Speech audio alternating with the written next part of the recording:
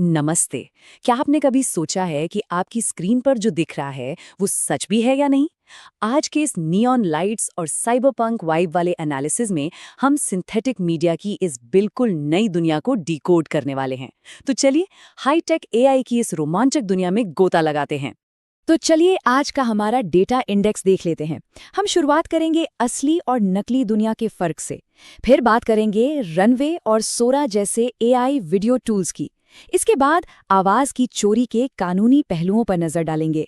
AI की लिखी कहानियों को समझेंगे, डीप फेक्स को पकड़ने के तरीके देखेंगे और आखिर में जानेंगे कि इस डिजिटल दुनिया में सच को कैसे सुरक्षित रखा जाए। चलिए सीधा पॉइंट पर आते हैं। असली और नकली के बीच की ये जो दीवार है ना, वो अब बिल्कुल धुंधली हो चुकी है। जरा यहाँ देखिए, ये जो स्प्लिट स्क्रीन आपके सामने है, ये एआई की असली ताकत दिखाती है।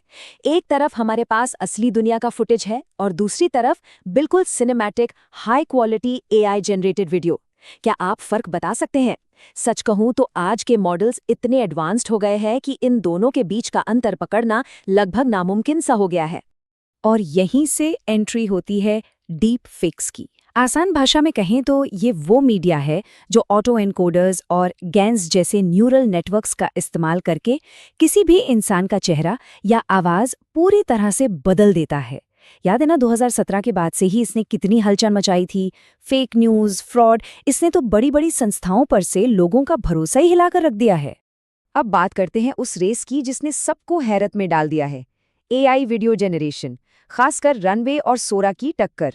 हाल ही में ना वीडियो लीडर बोर्ड पर एक बहुत ही दिलचस्प डेटा सामने आया। एक रहस्यमय मॉडल था जिसे सब विस्पर थंडर बुला रहे थे। बाद में पता चला कि भाई ये तो रनवे जेन 4.5 है। और इसने क्या किया, 1247 के स्कोर के साथ इसने गूगल के Veo 3 और ओपन एआई के बहुचर्चित सूरा 2 प्रो दोनों को ही पछाड़ दिया और सीधा नंबर 1 का स्पॉट हासिल कर लिया। अब सवाल ये है कि रनवे जेन 4.5 ने ये किया कैसे?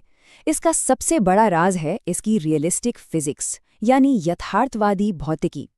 पहले के एआई वीडियोस ना किसी अजीब से सपने या फीवर ड्रीम की तरह लगते थे, जहां चीजें हवा में तैर रही हैं, लेकिन इसमें पानी के बहाव से लेकर चीजों के वजन तक सब बिल्कुल असली लगता है। इसका autoregressive to diffusion architecture ये पक्का करता है कि आपके प्रॉम्प्ट का सटीक पालन हो। और सबसे बड़ी बात, इसमें डिटेल ड्रिफ्ट नहीं होता, मतलब वीडियो चलते चलते चीजें अचानक से अपना रूप नहीं बदलती। और अब सबसे हैरान करने वाला आंकड़ा देखिए, सिर्फ 48 सेंट। जी हाँ, स्टैंडर्ड टियर पर इस लेवल का high and cinematic AI video बनाने का खर्च प्रति सेकंड मुश्किल से 48 सेंट आता है। सोचिए, इतनी पावरफुल तकनीक अब कितनी आसानी से और कितने कम दाम में उपलब्ध है। खैर, विजुअल्स की इस चकाचौंध से हटकर अब जरा ऑडियो की दुनिया में चलते हैं। जहां तकनीक है वहां खतरे भी हैं, और आइए इसे एक असली कानूनी लड़ाई से समझते हैं। ये कहानी है लर्मन और सेज बनाम लोवो इंक केस की।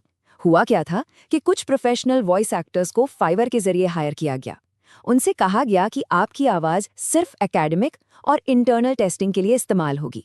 लेकिन बाद में खुलासा हुआ कि लोवो इंक ने उनकी आवाज़ों के काइल स्नो और सैली कोलमैन नाम से कमर्शियल एआई क्लोन बनाकर मार्केट में उतार दिए, वो भी बिना किसी इजाज़त के। मामला जब न्यूयॉर्क कोर्ट पहुंचा तो कोर्ट ने बिना अनुमति आवाज़ इस्तेमाल करने के इन पब्लिसिटी राइट्स वाले दावों को खारिज करने से साफ इनकार कर दिया। इस केस में जज का ये बयान काफी दिलचस्प है। कोर्ट ने डिजिटल युग के कॉन्ट्रैक्ट्स को एक नए चश्मे से देखा है। इसका सीधा सा मतलब है कि अगर कोई बातचीत ऑनलाइन इलेक्ट्रॉनिक मैसेज के जरिए हुई है और उसमें असली नाम की जगह सिर्फ स्क्रीन नेम्स का भी इस्तेमाल हुआ है, तो भी उसे एक वैलिड कॉन्ट्रैक्ट माना जा सकता है। हालांकि कोर्ट ने एआई ट्रेनिंग डेटा से जुड़े सीधे कॉपीराइट दावों को अभी के लिए खारिज किया है, लेकिन उन्हें आगे इसमें बदलाव करके दोबारा पेश करने का मौका जरूर दिया है। ये कानून का एक बिल्कुल नया और तेजी से बदलता हुआ दायरा है। चलिए, वीडियो और आवाज के बाद अब बात करते हैं शब्दों की। क्या एआई बड़ी और जटिल कहानियां भी लिख सकता है? आप यहाँ जो देख रहे हैं वो ड्रामेट्रॉन नाम के एक बहुत ही गजब के एक्सपेरिमेंट की झलक है। ये एक ऐसा एआई टूल है जिसे आप बस एक लाइन का आइडिया दीजिए और ये पूरी कहानी, डायलॉग्स और लोकेशंस तक तैयार कर देता है। इस प्रयोग में इंसान और वर्चुअल एक्टर्स इस एआई की लिखी स्क्रिप्ट को परफॉर्म कर रहे हैं। और मजे की बात बताऊं, कभी कभी एआई ऐसे अजीब से लूप्स या ग्लिचेस पैदा कर देता है, जैसे एक ही डायलॉग का बार बार आना, जिसे आर्टिस्ट ने काफी क्रिएटिव और एंटरटेनिंग भी माना। लेकिन क्या इंसान और एआई सच में मिलकर काम कर सकते हैं? इस डेटा को देखिए। मानव लेखक एआई के लिखे डायलॉग्स और लोकेशंस में तो बहुत सारे बदलाव करते हैं, लेकिन जो कहानी का मेन प्लॉट या ढांचा होता है ना, उसे वो अक्सर वैसा ही रहने देते हैं।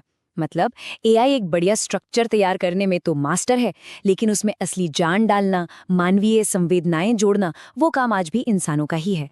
तो अब जब हम देख रहे हैं कि एआई कितना कुछ कर सकता है, तो साइबर सिक्योरिटी की दुनिया इन डीप फेक्स और भ्रम के इस जाल से लड़ कैसे रही है? डीप फेक्स को पकड़ने के लिए ना पहले इनके काम करने का तरीका समझना होगा। ये गैंग्स का कॉन्सेप्ट समझना बहुत जरूरी है। इसे आप एक चोर और पुलिस के खेल की तरह समझ लीजिए। इसमें दो नेटवर्क आपस में भिड़ते हैं, एक जनरेटर जो नकली डेटा बनाता है और दूसरा डिस्क्रिमिनेटर जो उसे पकड़ने की कोशिश करता है। यह रेस तब तक चलती है जब तक नकली इमेज इतनी परफेक्ट ना हो जाए कि वो सिस्टम को ही चकमा दे दे। एक तरह से ये तकनीक की कभी न खत्म होने वाली दौड़ है।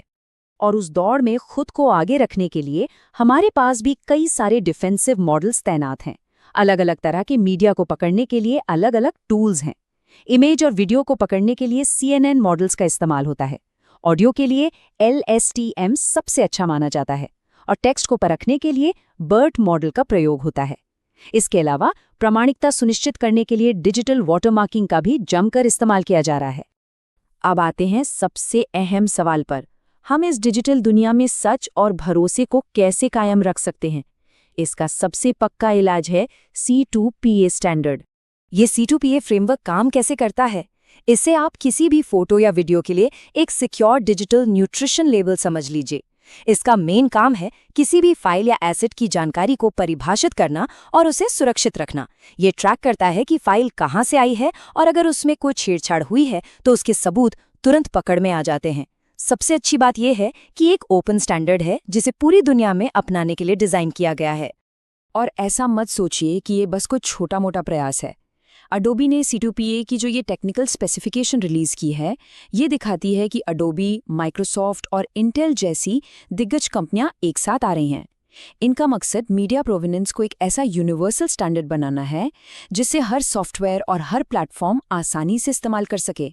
डिजिटल कंटेंट प्रोवेनेंस में जो ये कदम उठाया गया है, ये आज के समय में बहुत ज़रूरी है।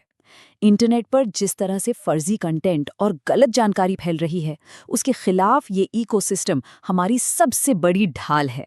जब ज़्यादातर क्रिएटर्स इसे अपनाने लगेंगे तो हमारे और आपके लिए ये समझना बहुत आसान हो जाएगा कि इंटरनेट पर क्या असली है और क्या नहीं। तो इस सब चीज़ों को देखने और समझने के बाद एक बहुत ही गहरा सवाल जहन में आता है। जिस रफ्तार से असली और नकली के बीच की ये दीवार गिर रही है, क्या हम अपनी आंखों और कानों पर फिर कभी पूरी तरह से भरोसा कर पाएंगे? आप क्या सोचते हैं? इसी विचार उत्तेजक सवाल के साथ हम आज के इस एनालिसिस को यहीं खत्म करते हैं। इस डिजिटल सच की खोज में हमारे साथ जुड़ने के लिए आपका बहुत बहुत धन्यवाद।